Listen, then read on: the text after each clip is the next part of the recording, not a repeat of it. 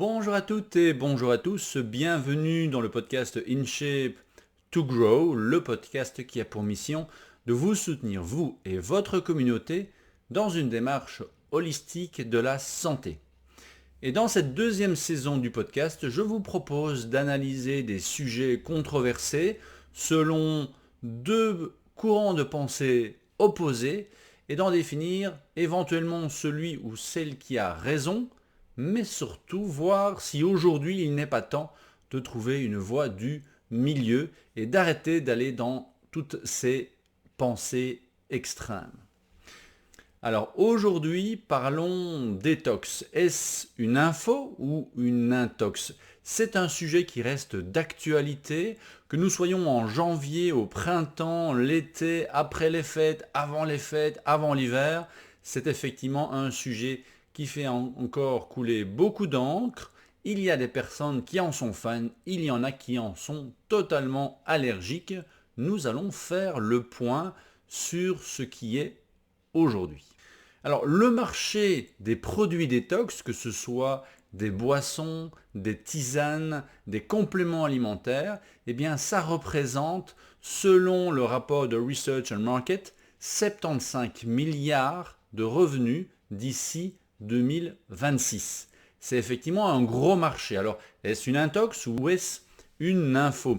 Alors tout d'abord, débutons par une petite définition de ce qu'est une détox parce que cela reprend plusieurs techniques, que ce soit le jeûne intermittent, également que ce soit les cures de jus, les monodiètes, les compléments alimentaires avec l'élimination de certains aliments ou l'augmentation de la consommation de certains aliments. Ça peut être l'utilisation d'herbes, de tisanes également, ou de techniques comme la colonthérapie, l'hydrothérapie du côlon, les infrarouges et j'en passe. C'est également une élimination de certains aliments qui seraient effectivement plus riches en toxines.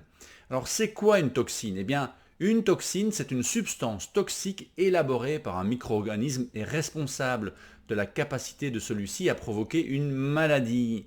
Néanmoins, aujourd'hui, nous avons également toute une série de toxines qui ont été fabriquées par notre industrie. Cela représente 700 molécules chimiques, chaque personne consommant en moyenne une cuillère à café de ces toxines par jour, l'équivalent en tout cas, et c'est environ 220 toxines différentes. Donc notre environnement aujourd'hui est effectivement relativement toxique, on pourrait le voir de cette manière.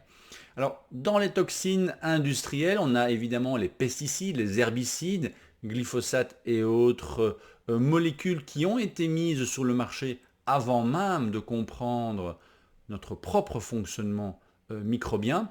Et nous avons déjà toute une série d'études qui montrent leurs effets négatifs.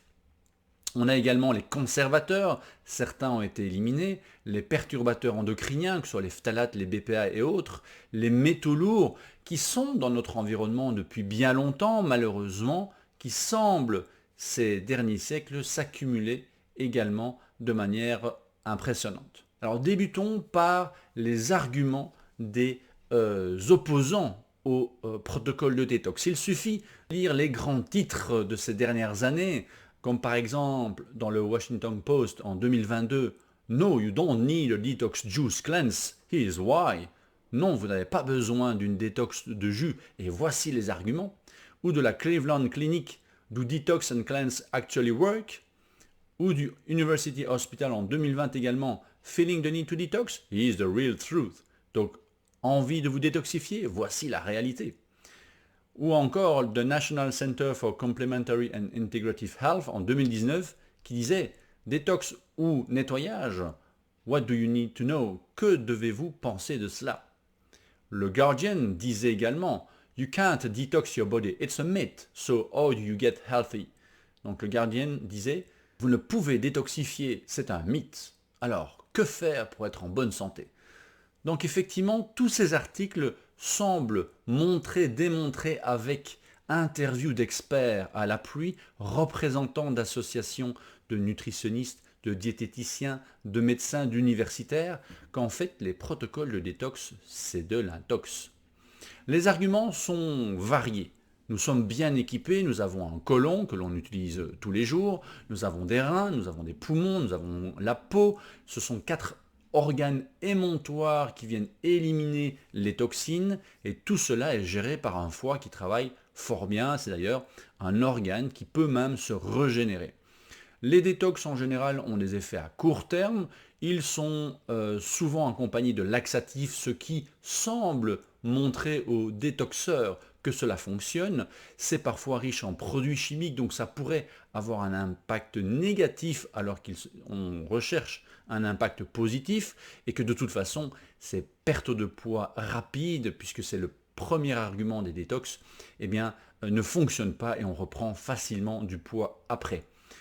Bien des experts disent qu'il est illusoire de croire que rattraper un manque d'équilibre alimentaire peut se faire sur quelques jours de détox une fois par an, que c'est même dangereux parce que vous avez là, par exemple, dans ces jus verts, les oxalates qui, effectivement, lorsqu'ils s'accompagnent d'une trop grande consommation de calcium, eh bien, peuvent créer des pierres au rein, et que c'est surtout un effet de mode depuis les années 30, durant lesquelles on disait que la constipation pouvait entraîner l'accumulation de toxines au niveau du côlon et donc dans l'organisme en entier, parce que le corps allait réabsorber ces toxines. Beaucoup d'experts, effectivement interviewés, disent qu'il n'y a pas de preuves scientifiques et que le seul moyen de rester en bonne santé, c'est de manger équilibré, ce fameux slogan manger équilibré, et il se réfère bien évidemment à la pyramide alimentaire. Alors c'est vrai, ces arguments sont pour la plupart réels. Nous sommes extrêmement bien dotés de 5 organes qui viennent nous détoxifier au quotidien. Nous avons les reins au niveau des molécules qui peuvent être éliminées par l'eau. Nous avons le côlon qui vient récupérer les toxines qui ont été transformées par le foie, le foie étant le chef d'orchestre de notre détoxification. Il va transformer les propriétés biochimiques de la toxine qui au départ est bien souvent liposoluble, et il va la transformer en une molécule hydrosoluble pour l'élimination. Les poumons également peuvent nous aider à détoxifier les toxines volatiles, et la peau qui sert également à éliminer une certaine quantité de toxines, certaines toxines même qui ne sont possibles à éliminer que par la transpiration. Donc là, il vaut mieux transpirer régulièrement. Et l'alimentation est là également pour nous aider, puisque les aliments riches en B3, en vitamine C, en méthionine et en histidine nous aident à justement éliminer ces toxines. Alors, ce qui pose tout de même problème aujourd'hui, c'est que en parallèle de ces arguments, on observe une augmentation des maladies de civilisation. On a entre 2030 et 2050 une augmentation prévue de 20% au niveau du diabète, de 25% au niveau des cancers, de 40 à 80% de l'augmentation des maladies cardiaques et presque 100% d'ici 2050 d'augmentation des maladies neurodégénératives, dont la démence. Et en parallèle, on observe un abandon petit à petit de notre alimentation ancestrale, alimentation qui était à l'époque, je le répète, en 500 avant Jésus-Christ, il y avait déjà des octogénaires dans les villages, et à l'époque, on n'avait pas l'armada de la médecine moderne, et donc on dépendait énormément des connaissances médicales des médecins de l'époque qui utilisaient surtout des méthodes naturelles à base de l'alimentation ou à base de protocoles liés justement à ces fameuses herbes parfois proposées dans les détox. Hippocrate disait que ton alimentation soit ta première médecine.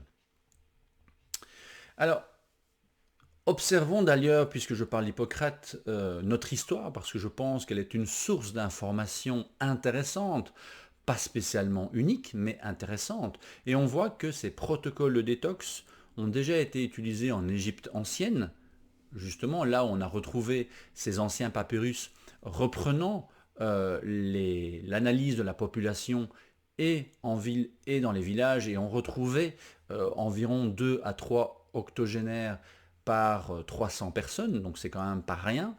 Dans l'Empire gréco-romain, on avait également des protocoles de détox. En Chine, en Inde, effectivement, dans la médecine ayurvédique, on a des protocoles de détoxification. Dans l'époque précolombienne, on a également des principes de détoxification, et dans les religions, on a le Yom Kippour, le Carême, le Ramadan, qui sont des périodes justement où l'on allège un peu notre corps de son alimentation, de son travail digestif, pour justement aider au renouvellement cellulaire avec un travail lié à l'esprit, hein, puisque les protocoles de détox sont souvent dans notre histoire associés également à un travail psychologique. Alors qu'en est-il aujourd'hui de cette masse de toxines? On en a parlé, c'est environ 700 toxines, en moyenne 200 par personne. On les retrouve dans l'air, dans l'alimentation, par nos modes de cuisson qui sont de plus en plus agressifs, étant donné que nous avons effectivement peu de temps pour cuisiner, on ne cuit plus à feu doux, et donc on va cuire mais également conserver de plus en plus longtemps. On l'a vu, les toxines peuvent venir de ces molécules de conservation. On a les cosmétiques qui touchent énormément les femmes, mais de plus en plus d'hommes également. On a les toxines de nos habitations qui sont de plus en plus isolées, mais qui empêchent justement la circulation de l'air.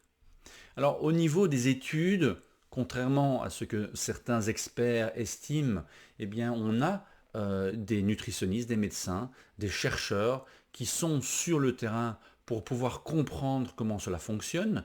Une de mes auteurs préférés, c'est Dina Minich, qui a effectivement aussi observé en moyenne donc les 220 toxines par personne, mais même retrouvé jusqu'à 9 toxines chez les nouveau-nés. Elle a pu d'ailleurs mettre en avant l'impact de ces toxines sur l'augmentation de l'obésité et du diabète de type 2. Donc ça, c'est documenté. Donc si on a une absorption plus importante de toxines qui entraîne le diabète et la prise de poids, pourquoi ne serait-il pas intéressant de pouvoir détoxifier le corps? On a également Jean-Paul Curtet en France, qui est une des références au niveau de la toxicologie de l'environnement. Nous sommes sur 150 000 xénobiotiques différents dans notre environnement. Il y a plusieurs études qui montrent le lien entre la pollution environnementale et l'immunodépression. On a énormément d'études aujourd'hui sur l'impact et les bénéfices de cette molécule que l'on retrouve dans les jeunes pousses de brocoli et qui permet justement de soutenir le travail du foie, et lui recommande plusieurs protocoles de 10 jours en nutrithérapie sur l'année, donc entre 1 et 12, surtout dans les populations à risque, comme les pompiers, comme les peintres en bâtiment, tous ceux et toutes celles qui sont en contact avec une plus grande quantité de toxines. J'aurais pu également rajouter le protocole intense du Dr Ryu, qui a travaillé justement avec des GIs américains sur leur capacité à détoxifier toutes ces molécules volatiles qu'ils ont respirées à travers les munitions utilisées. Autre sujet intéressant justement dans ces études scientifiques, c'est l'étude de ces molécules qui aident à la détoxification. On a parlé des pousses de jeunes brocolis, ou des jeunes pousses de brocoli plutôt, et également la spiruline qui est très connue à côté de la chlorelle. Eh bien, la spiruline, c'est 205 études sur le sujet. Je vous invite à aller voir le site examine.com, qui est un site qui est géré par 2 scientifiques qui n'ont aucun lien avec les laboratoires de recherche, mais qui sont juste là pour analyser la littérature scientifique, ce que nous n'avons pas spécialement le temps de faire parce qu'elle est extrêmement importante, et il faut avoir un PhD pour pouvoir reconnaître effectivement les bonnes études parmi celles qui sont même publiées. Il faut déjà beaucoup d'efforts et de travail pour publier un article scientifique, hein. Ça n'est pas comme publier un livre. Tout le monde peut finalement publier un livre, mais tout le monde n'aura pas un article scientifique publié. Dynaminish en a plus de 40 publiés justement dans des journaux scientifiques, et même ceux et celles qui arrivent à publier, eh bien, toutes ces études ne sont pas de même qualité, et l'équipe de examine.com, c'est ce qu'elle fait. Et on retrouve par exemple de nombreuses études qui soutiennent les effets de la spiruline, dont une augmentation notable des natural killer cells, et qui donc viennent soutenir le système immunitaire. Et donc la spiruline vient effectivement soutenir votre système immunitaire, et nous en parlerons justement dans l'impact que pourrait avoir une détox avant l'hiver. Alors, nous avons d'un côté certains experts qui disent que c'est de l'intox, que nous n'avons pas besoin effectivement de booster notre système de détoxification, tout comme certains estiment effectivement, et on va en reparler, qu'il est inutile et impossible de booster notre système immunitaire. Et de l'autre, on voit que de nombreux chercheurs, nutritionnistes, médecins, chercheurs à temps plein, eh bien, analysent les effets de certaines molécules sur notre capacité de détoxifier, et que de tout temps, depuis la nuit des temps, l'homme et la femme ont suivi des protocoles de détoxification en prévention ou en curatif. Nous allons surtout nous intéresser à la prévention, puisque le domaine curatif, c'est le domaine de la médecine ou du naturopathe. Et donc, est-ce que pour cela, on peut sauter sur la première détox de jus disponible? Eh bien, au risque de vous décevoir, bien sûr que non, parce que si on étudie, et là je suis entièrement d'accord avec ces experts présentés en première partie de cet épisode, c'est que les jus de légumes par exemple, ou les herbes, ou toutes ces molécules qui pourraient soutenir le foie, peuvent effectivement soutenir au niveau des phytonutriments cette fonction du foie, mais nous avons surtout en étape 2 de la détoxification un besoin accru en acides aminés. Et donc si vous faites des détox uniquement sur base de jus de légumes, ou parfois de jus de fruits, ou de monodiète, eh bien ça pourrait avoir un impact plutôt négatif sur justement ce travail du foie. Le foie, il fait son travail en 3 phases.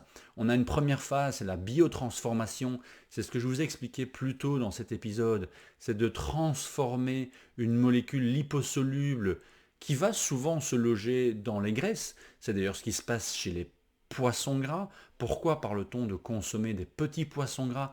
Eh bien parce qu'ils vont mourir plus vite, puisqu'ils font partie de la chaîne alimentaire. En tout cas, ils sont en bas de la chaîne alimentaire, et donc ils vont vivre moins longtemps, et donc accumuler pendant moins longtemps les toxines qui se baladent dans nos océans, malheureusement, aujourd'hui. Par rapport aux grands poissons gras, comme le thon, qui lui peut vivre 40 ans, imaginez, pendant 40 ans, eh bien, filtrer, ou en tout cas consommer des toxines, et pour protéger les organes internes, les organes essentiels comme le cerveau, eh bien, ces toxines vont se loger dans les graisses du thon que vous allez consommer. Selon Jean-Paul Curtet, il n'y a plus un seul thon sur la planète qui est comestible sans une grande dose de toxines, et donc de risque pour votre santé si vous les consommez effectivement plus d'une fois par mois. Encore une fois, nous avons un système de détoxification. Si vous consommez du thon moins d'une fois par mois, vous diminuez évidemment le risque. La phase 2, c'est la phase de conjugaison, qui est une phase qui permet justement de lier cette nouvelle molécule hydrosoluble avec un liant pour pouvoir être éliminé en phase 3. Et cette phase est très importante parce que si vous augmentez la vitesse de biotransformation, eh bien vous vous retrouvez avec des molécules beaucoup plus toxiques, puisqu'elles ne vont plus être mises en réserve dans vos graisses. Elles peuvent être à ce moment-là beaucoup plus impactantes sur votre santé. Donc il est important de pouvoir soutenir surtout cette deuxième phase de détoxification, la phase de conjugaison, justement pour éviter cette phase très volatile.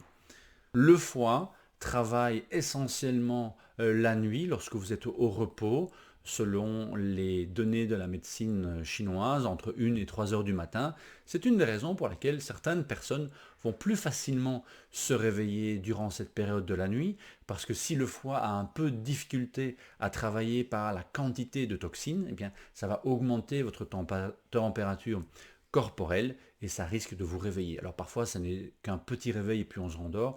Parfois, ça peut être plus important et certaines personnes vont jusqu'à transpirer abondamment durant la nuit parce que justement le système de détoxification et immunitaire se met en route. Donc on l'a dit, dans cette phase de conjugaison, on a besoin de beaucoup plus de nutriments, des acides aminés et des phytonutriments pour pouvoir être éliminés rapidement. Alors en conclusion, est-ce que tout le monde a tort ou tout le monde a raison? Reprenons un petit peu les arguments des personnes qui estiment que les détox, c'est de l'intox. Alors, effectivement, nous sommes bien équipés d'organes optimum pour la détoxification. Néanmoins, on l'a vu, on a une augmentation de cette charge de toxines que nous n'avions pas, eh bien, par exemple, à l'époque d'Hippocrate ou même à l'époque de nos arrière-grands-parents. Tout cela a réellement explosé à partir de la Deuxième Guerre mondiale, après laquelle on a réquisitionné, modernisé les usines à munitions pour en faire des usines à pesticides et herbicides, parce que c'était un moyen de justement récupérer cette technologie. Et en plus, nous avons un mode de vie de plus en plus stressant, avec surtout un manque de sommeil qui peut impacter, comme nous l'avons vu, la capacité du foie à détoxifier. L'argument des laxatifs et de la perte de poids rapide, c'est vrai, et là je suis de leur avis, que la détox au départ n'a pas comme seul but d'éliminer du poids. S'il y a une perte de poids suite à un protocole de détox, c'est une chose intéressante, mais ce n'est pas la première chose à laquelle on va s'attarder. On veut surtout éliminer, je dirais, ces toxines et reprendre de nouvelles habitudes, que cette détox permette un nouveau départ. L'argument sur lequel il est illusoire de vouloir rattraper une année d'alimentation déséquilibrée par un protocole de détox, c'est tout à fait correct, effectivement. Le fait de faire des détox ne vous donne pas le droit de manger n'importe quoi le reste de l'année.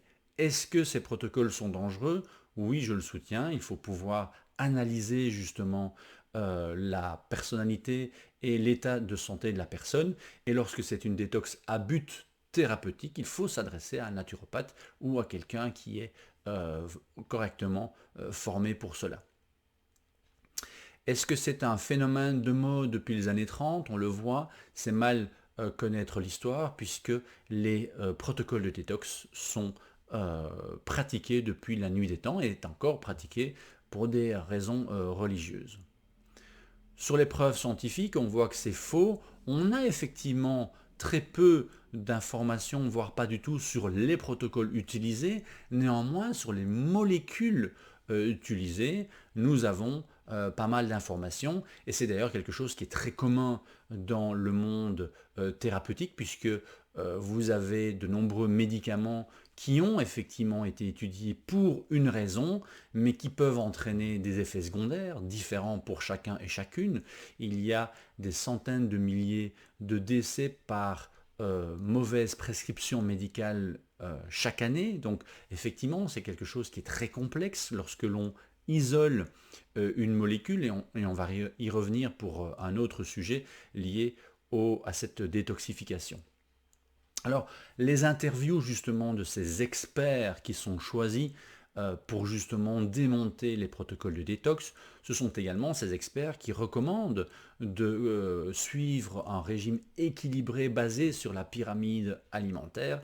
Et là, c'est assez intéressant aussi de voir qu'au niveau historique, la pyramide alimentaire a été pour la première fois proposée en Suède suite à une pénurie alimentaire. Et c'est pour cette raison que les céréales se trouvent dans beaucoup de pyramides alimentaires à la base, parce que depuis plusieurs siècles, les céréales sont une solution à la pénurie alimentaire, parce qu'elles nous apportent des calories, peu de nutriments, mais surtout peuvent être stockés pendant de longues semaines, de longs mois, et donc prévenir ces pénuries.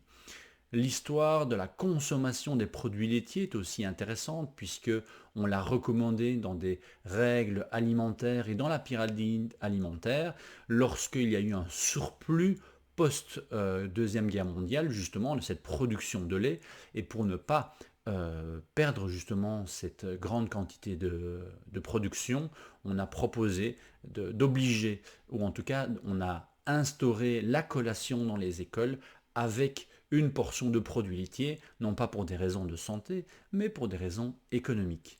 Le petit déjeuner est votre repas le plus important de la journée. C'est également un slogan commercial venant d'une grande marque de céréales bien connue que je ne vais pas citer.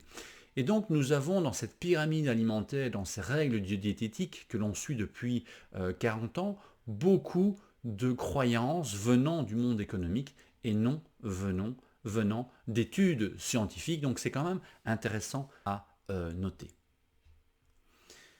Les arguments pour les détox peuvent aussi être mis entre parenthèses, puisque perte de poids rapide, on a dit que ce n'était pas l'idéal. Digestion améliorée, oui, effectivement, on va mettre le système digestif au repos, et l'on sait que, par exemple, pour remonter la sensibilité des récepteurs à l'insuline, eh bien, la diminution de la consommation de sucre, alors non pas sur 10 jours ou 2 semaines, mais sur une plus longue période, mais c'est justement là l'idée d'une détox, c'est de pouvoir lancer de nouvelles habitudes et avoir un protocole qui permette justement à la personne de passer le pas. Alors attention, nous n'allons pas proposer de protocole de détox à des diabétiques, ça c'est effectivement du domaine de la médecine ou de la naturopathie, mais il est clair que lorsqu'on a une suspicion d'intolérance au glucose ou une résistance à la perte de poids, ça pourrait être un des outils. Une amélioration de la qualité des cheveux, des ongles et de la peau, ça s'observe très souvent dans un protocole de quelques jours, voire de 10 jours. Donc ça, ce sont des témoignages que l'on observe. Ça n'est peut-être pas encore documenté, mais qui se préoccupent finalement de la beauté de votre peau au niveau scientifique. Des niveaux d'énergie améliorés, ça également, ça peut s'expliquer par une diminution de la fatigue digestive. C'est quelque chose qu'on remarque de plus en plus sur le terrain, c'est ce manque de force digestive. C'est documenté depuis très longtemps, voire depuis plusieurs milliers d'années par la médecine chinoise, par la médecine ayurvédique, et aujourd'hui au niveau de l'impact des enzymes digestives, par exemple, qui s'épuisent avec le temps, également documenté par la science, eh bien on a là une cohérence. Un système immunitaire renforcé, par exemple on l'a vu avec la spiruline, et moins de cellulite, ce qui est un peu plus complexe puisque ça prend également plus de temps. Donc on voit que les arguments magiques de ces détox peuvent aussi être argumentés avec une certaine remise en question. Alors pour finalement imager cette importance de la détox sans en faire quelque chose de miraculeux, je voudrais prendre une métaphore ou une analogie avec l'élimination des déchets d'une maison. Parce que dans la maison, vous allez certainement avoir une poubelle. Et donc cette poubelle, vous allez la remplir avec les déchets de ce que vous allez préparer à manger. Donc on pourrait imaginer que ça c'est le foie.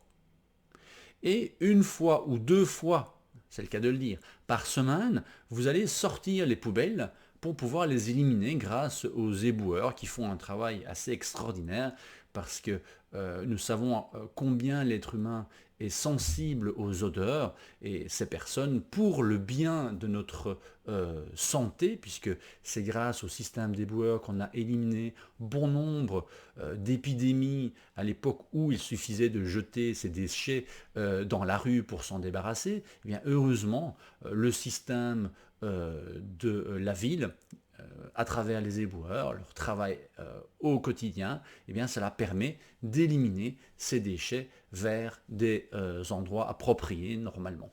Et donc ça, on pourrait estimer que c'est effectivement notre notre côlon ou le système des reins ou des poumons. Mais est-ce que sur une année, vous ne faites que déposer vos déchets dans votre poubelle? Est-ce que vous ne faites que déposer vos déchets sur le trottoir 1 à 2 fois par semaine? Dans beaucoup de cultures, on pratique également le grand nettoyage de printemps.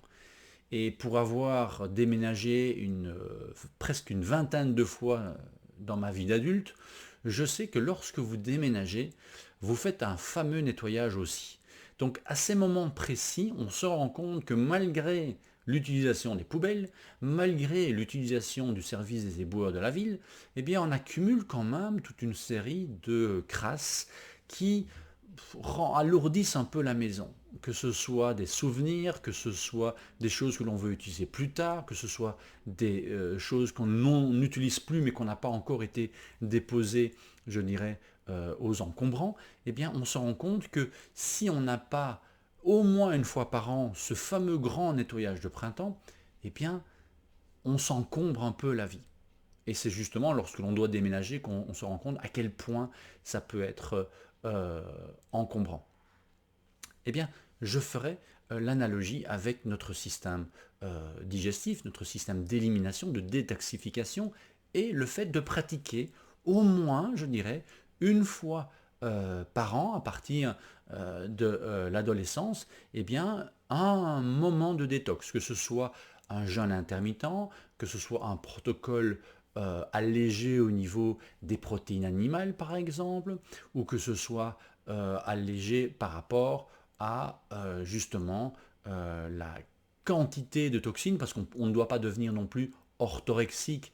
Et il serait sans doute impossible aujourd'hui de manger à 100% une alimentation dénuée de toxines.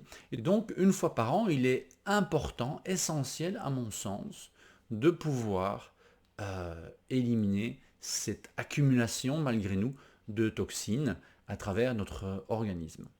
Mais ce ne sera pas une raison pour garder vos poubelles dans le garage toute l'année ou d'amasser vos déchets dans un coin de la cuisine en attendant ce nettoyage annuel. Donc on est bien là sur une combinaison d'une hygiène de vie au quotidien avec un protocole adapté 1 à 2 fois par an.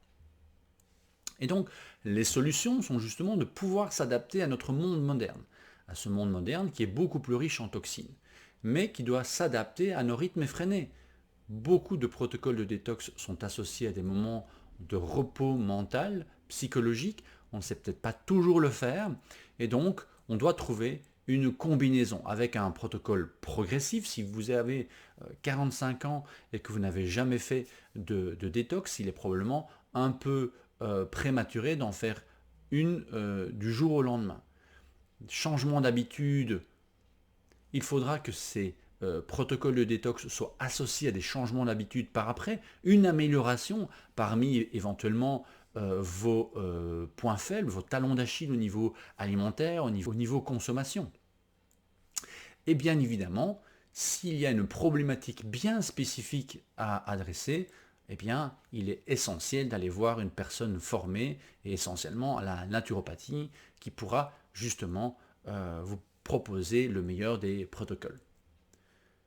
Personnellement, je réalise une détox 2 fois par an, malgré une alimentation d'origine biologique, de préférence de saison, si j'essaye de le faire au maximum, et ça depuis ma tendre enfance, parce que mon père était déjà un précurseur au niveau de l'alimentation biologique, surtout pour des raisons environnementales, plus que pour des raisons personnelles, mais finalement j'ai baigné dans ce principe d'hygiène de vie, je vivais à la campagne et j'ai toujours pratiqué du sport, donc finalement mon système de détoxification devrait bien fonctionner, et malgré cela, depuis maintenant 20 ans, je réalise 1 à 2 détox par an. J'ai testé plusieurs protocoles et depuis maintenant 7 ans, j'ai adopté un protocole qui me semble être intéressant justement dans un monde de vie moderne et qui se base entre autres sur la consommation de superfood. Super aliments, superfood, ce sont des synonymes, mais je vois déjà que certains vont sourire parce que les superfoods sont à la détox un petit peu des synonymes parce qu'effectivement ça fait sourire les experts, alors que là aussi nous avons pas mal de données à partager aujourd'hui. Alors tout d'abord la définition, c'est un aliment riche en nutriments considéré comme particulièrement bénéfique pour la santé et le bien-être. C'est une définition du dictionnaire d'Oxford. Alors là aussi on pourrait dire superfood, superfood ou super scam. Eh bien lorsque nous lisons les arguments contre les superfoods, voici ce qu'on lit. Des études semblent conforter la théorie de l'existence de certains superaliments. Certes, il a été démontré que les nutriments présents dans ces aliments ont des propriétés bénéfiques pour la santé. Mais à y regarder de plus près, on s'aperçoit que les résultats de ces travaux sont difficilement applicables à des régimes alimentaires réels. En effet, les conditions dans lesquelles les aliments sont étudiés au sein de laboratoires sont souvent très différentes de la façon dont ces aliments sont normalement consommés par les individus au quotidien. On pourrait fort bien remettre ce texte sur certaines molécules qui sont, je dirais, consommées tous les jours et qui font partie du système de la pharmacopée occidentale. Parce que, effectivement, nous avons des interactions entre les molécules, nous avons des interactions entre le corps de la personne et cette molécule, puisque vous avez des effets secondaires sur chacun des médicaments, mais les effets secondaires ne sont pas, je dirais, prévisibles pour chacune des personnes. Certains vont en ressentir, d'autres pas. Donc on a également cette attitude, on devrait avoir cette attitude beaucoup plus prudente avec les médicaments. Et donc il y a deux poids deux mesures sur cette analyse. Et d'ailleurs, lorsque l'on dit qu'il est difficile d'intégrer ces superfoods dans une alimentation, dans un régime alimentaire réel, c'est vrai que ajouter de la spiruline, du maca ou du cacao dans un smoothie, c'est quelque chose qui est extrêmement compliqué à faire. Et je vais vous donner un exemple d'ailleurs au niveau historique avec l'écorce de grenade. L'écorce de grenade, j'ai eu la chance il y a quelques années de travailler pour un laboratoire en Belgique qui avait mis en avant l'extraordinaire pouvoir anti-inflammatoire de l'écorce de grenade supérieur au curcuma. Et lors d'une conversation, j'ai dit tout haut, tiens, c'est quand même curieux d'avoir des effets bénéfiques de l'écorce de grenade. Je ne sais pas comment finalement on en est venu à se poser la question sur, je dirais, cette molécule qui est l'antioxydant anti-inflammatoire puissant et qui aujourd'hui est prouvé par 309 études scientifiques, donc c'est quand même une belle collecte de données. Et dans cette conversation, disais-je, eh bien, je disais tout haut, tiens, c'est quand même curieux de voir qu'on peut étudier des aliments finalement que l'on ne consomme pas directement. Et une personne autour de la table me dit, ah, mais moi j'ai toujours vu ma grand-mère consommer de l'écorce de grenade, elle la récupérait, elle la faisait sécher au soleil, elle la pilait, elle la conservait comme une épice classique et tous les jours elle avait sa petite cuillère d'écorce de grenade séchée et c'est quelqu'un qui jusqu'à un âge très avancé pouvait vous nettoyer une maison de la cave au grenier sans problème et ça épatait d'ailleurs les plus jeunes générations. Et donc là aussi, au niveau historique, on a des habitudes ancestrales qui sont connues, qui ont été utilisées depuis des siècles, qui sont considérées comme des superfoods. D'ailleurs, Hippocrate considérait déjà l'huile d'olive comme une superfood. Alors quand aujourd'hui des experts rient face à ces allégations, alors qu'il existe des études scientifiques, alors que c'est utilisé depuis des générations, il faut peut-être se remettre en question et avoir un peu plus d'humilité en tant que scientifique. Alors, on a à travers l'histoire justement plusieurs autres confirmations de ces superfoods. Hippocrate parlait déjà des superfoods, comme je le disais, avec l'huile d'olive, mais également l'huile d'origan, l'ail, le miel, le yaourt et le citron. En médecine ayurvédique, il y a 1000 ans, on parle déjà de l'almamla, le chanvre, le gingembre, le cumin et le ghee, le fameux beurre clarifié. Et en Chine, il y a 1300 ans, eh bien, on parlait déjà du cordyceps, du reishi, de la baie de goji, du ginseng, du gingembre, qui font aujourd'hui partie de nos superfoods et de certains compléments alimentaires introduits dans ces protocoles de détox. Et donc, en conclusion, finalement, que devrait-on faire en dehors, effectivement, de ce que je vous ai donné comme analogie avec cet entretien de votre système de détoxification au quotidien et une fois par an de manière un peu plus spécifique, eh bien, c'est nous baser sur l'histoire. On a un héritage énorme au niveau des connaissances de ce que Dame Nature peut nous donner, aujourd'hui prouvé par la science, mais étant donné que nous sommes dans un monde extrêmement toxique aujourd'hui, il faut pouvoir personnaliser, et c'est vrai que certaines personnes devraient éviter de se lancer dans des protocoles la tête baissée. D'ailleurs, Hippocrate qui disait que votre alimentation soit votre première médecine, disait également que le remède de l'un pouvait être le poison de l'autre. Donc il n'y a pas de formule magique, et là je tends vers les experts qui sont contre les détox, mais je suis pour lorsque c'est considéré dans un ensemble et dans une logique au niveau d'un soutien et d'une hygiène de vie tout au long de l'année. Alors, est-ce que je suis biaisé dans cette présentation? Je vais être tout à fait honnête avec vous. Oui, je le suis biaisé puisque je travaille avec un laboratoire, une entreprise, dirais-je, Purium en Amérique du Nord, Platinum en Europe, c'est la même compagnie qui propose justement des protocoles de détox euh, organisé sur les bases dont je vous ai parlé, puisqu'il y a des acides aminés pour venir soutenir la deuxième phase du foie. Il y a également des nutriments qui viennent soutenir le nettoyage du foie avec énormément de chlorophylle et également des aliments qui viennent nettoyer le côlon en détruisant les parasites qui pourraient créer ces toxines endogènes également. Alors, donc biaisé oui, puisqu'en plus lorsque je propose ces détox, eh bien j'ai un pourcentage sur les protocoles que je vous propose. Alors évidemment, loin des pourcentages que certains experts, chercheurs peuvent recevoir de grandes compagnies pharmaceutiques. On ne parle pas de centaines de milliers d'euros, ni même de milliers d'euros. Si j'ai à peine quelques centaines d'euros pour quelques heures de travail au niveau de la promotion, au niveau de l'encadrement, au niveau du soutien, au niveau des bonus que je propose justement pour venir soutenir un système de détoxification par des exercices de respiration, des exercices physiques qui viennent mettre en mouvement toute cette mécanique puisque le foie va être fortement influencé par le système des fascias également. Et donc tout ça, eh bien, je le propose sous forme de détox en groupe pour avoir l'effet justement de soutien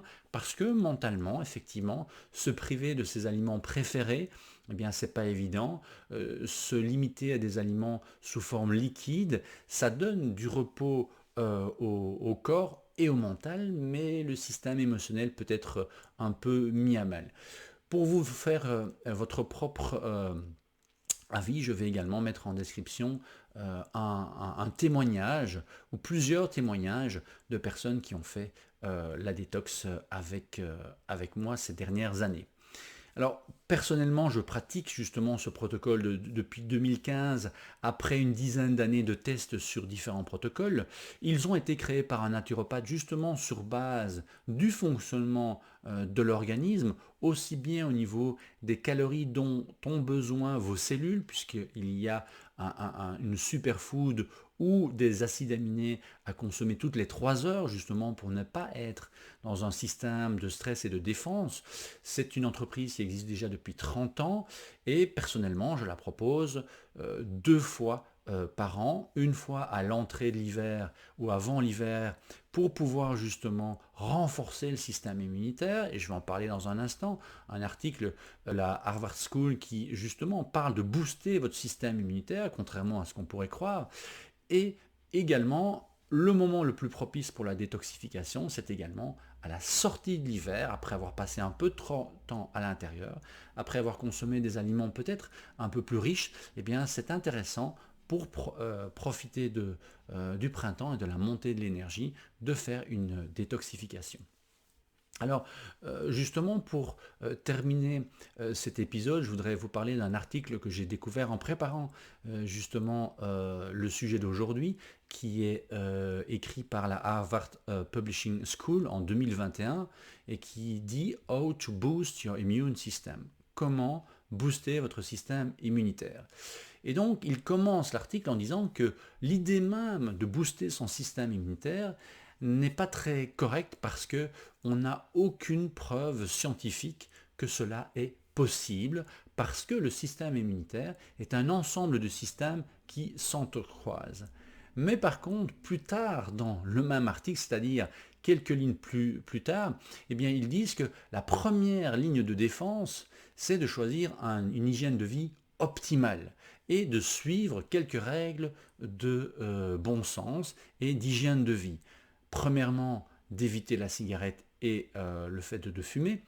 Deuxièmement, de manger plus de fruits et de légumes, de faire du sport régulièrement, de maintenir un poids optimal, d'éviter l'alcool ou de limiter sa consommation, de dormir suffisamment, de prendre les mesures essentielles pour éviter justement les infections, c'est-à-dire les règles d'hygiène dont je parlais tout à l'heure, justement, ces épidémies au Moyen-Âge, parce qu'on lançait les poubelles par la fenêtre. Eh bien clairement, ce manque d'hygiène va augmenter le risque d'infection, et donc l'hygiène au quotidien, sans aller dans l'extrême qu'on pourrait avoir à certaines périodes, eh bien, vont pouvoir aider justement à garder un système immunitaire fort et minimiser le stress au maximum.